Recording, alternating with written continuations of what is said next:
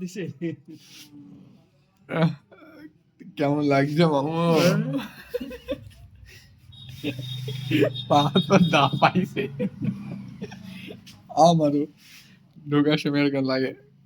তা আমার মামুর প্রায় সপ্তমবারের মতো লাল ভালোবাসা ও পজিটিভ দান সেই দৌলতপুরে আমার আঙ্কেলের দোকানে। ছবি তুলবো নাকি ভিডিও করি?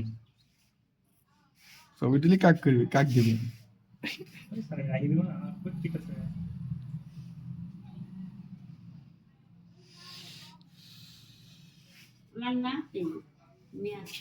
এটা